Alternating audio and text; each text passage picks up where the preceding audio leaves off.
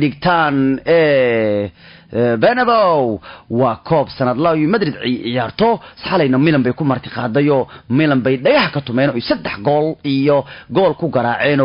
Madrid ayaa xalay koobka ku cimaamadayo oo yaa u baahan Cristiano yaa u baahan Cristiano Madrid ayaa ciyaartay ciyaar isku filayeen loo dareemayeen isku filnaasho leeyihiin xalay Trevor Bernabeu oo koob Madrid dhigtay xalay Madrid soo ku qaadeen waxana ciyaartu ay goolka hormaray kooxda kubadda cagta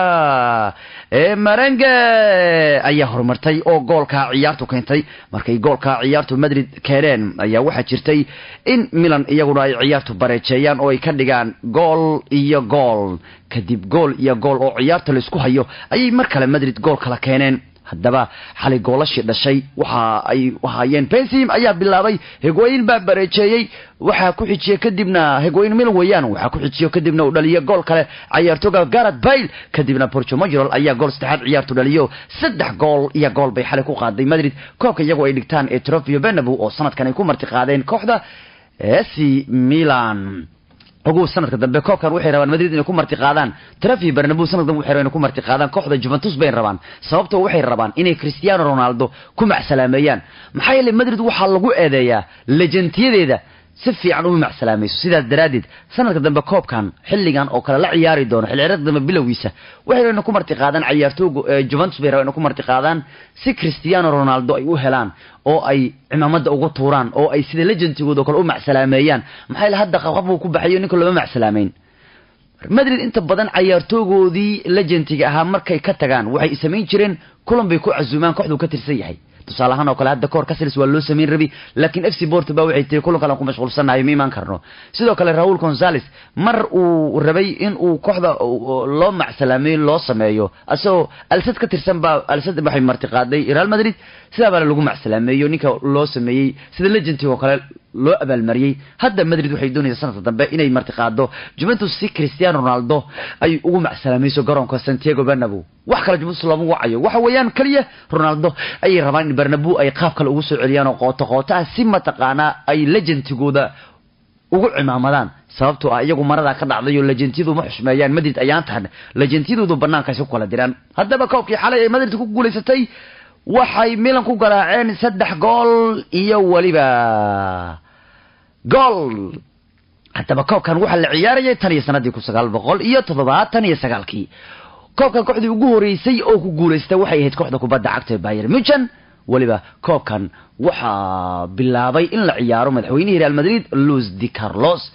Barcelona weligeed koobkan lagu marti qaadin oo macaayile iyagu iyo Real Madrid Barcelona weligeed way dagaalsanayeen marka Madrid ma yeelayso koobka iyadu ay dhigato inay cadawada ku marti qaadaan marka weligeed koobkan Barcelona lagu marti qaadin ee xalay Milan iyo Real Madrid ay ciyaarayeen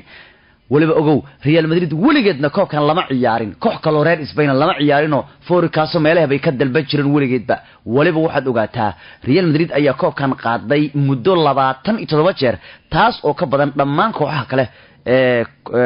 ka soo qayb galay koobkan Bayern Munchen ayaa kooxda labaad ee ugu qaadista badan koobkan waxay qaaday 3 jeer halka Milan ay qaaday 2 jeer waliba goolkii ugu horeeyay tartanka laga dhaliyo ee Trevor Bernabeu waxa dhaliyay halyigii weynaa ee lagu magacaabo Jonito waliba waxa la socotaa ninka ugu goolasha badan kulanka kan ee weyn ee Bernabeu koobka kan waxa ninka ugu goolo badan uu yahay ninka la yiraahdo Portugano waliba la soco guushii ugu weyneed ee koobkan lagu gaara Real Madrid ayaa 8 gool iyo eber waxay ku garaacday kooxda kubadda cagta Atletico Mineiro wax walba ku saabsanaa taariikhda koobka Trevor Bernabeu oo xalay Madrid qaaday waa kaayo Ronaldo uma baahnid Benzema ayaa shaqadu cabayo iyo ciyaartooyga kale Madrid xalay 3 gool bay Milan ku garaaceen iyo gool marka waa kaaye maantana ciyaaro badan ayaa la filayaa oo hoyaalada waaweyn kubadda cagta Premier League Liverpool iyo West Ham ayaa ciyaari doona sagaalka iyo barka alla maxay ciyaar weyn u tahay galabta oo Liverpool hadda dartiido badinaysa horyaalkaas armu waa galbaday baad maqli doontaa ciidu sanadka waa laga cabsanaya 29 sano kadib waa tan iyo 1990 waxay u socdaan sanadka markii ugu horeysay inay horyaal qaadaan marka Liverpool sanadka kan waa sanad ishaartu ay haysato iyagu ishaartu ku badan bay helayaan waliba Bale oo ah ninka reer Brazil ayaa wuxuu sheegay in sanadka Liverpool sanadkeedu uu yahay waliba legendiga weyn ee Liverpool u soo ciyaari jiray ee Ian Rush ayaa kula taliyay ciyaartooyga Liverpool inay taariikh sameeyaan 29 sano kadib oo ay qaadaan koobka kan 9 barka waa Liverpool iyo West Ham Southampton iyo Burnley waa 9 barka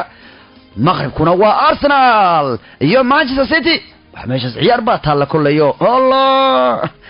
warbaa jiri doona yaa Super Sunday maqribku inuu dhici doonaayo haylaabin in caawa iyanu Barcelona iyo Sevilla ay ciyaari doonaan koobka weyn ee Super Cup Spain 5 saac waynu soo gali doontaayo hadduu caawa Messi koobka qaado taariikh buu gali doonaayo Leo Messi ayuu noqon doonaa koobkii ugu horeeyay isagoo kabtana in uu Barcelona u qaado waliba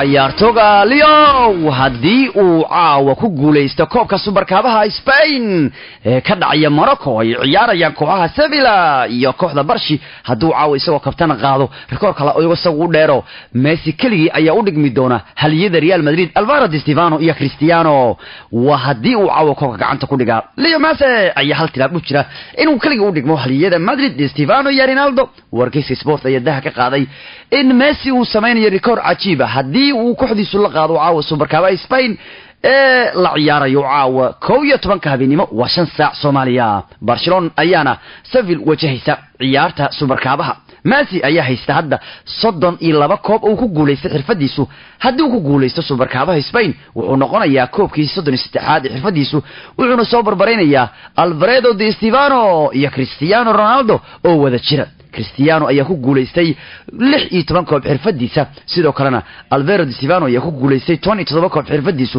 marka la isku daro 33 koob ay isla qaadeen Di Stefano iyo Cristiano waqtiga ay Madrid joogeen Messi baa ka badnaanaya marka labadoodu Leo Messi wuxuu isagu qaaday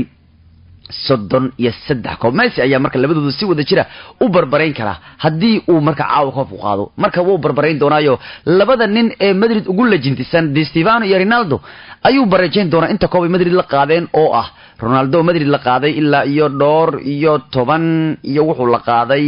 6 koob halka ka kale uu la qaaday 17 koob isku darto 33 koob bay qaadeen labadoodu Messi kaligiina caawa Barcelona buu qaadi kara hadduu koobka qaado koobkii 33aad laba lajinti buu kaliya barajeyn doona ciyaaraha jira maanta iyo caawa wala waan arki doonaa waxa ka soo kordhaa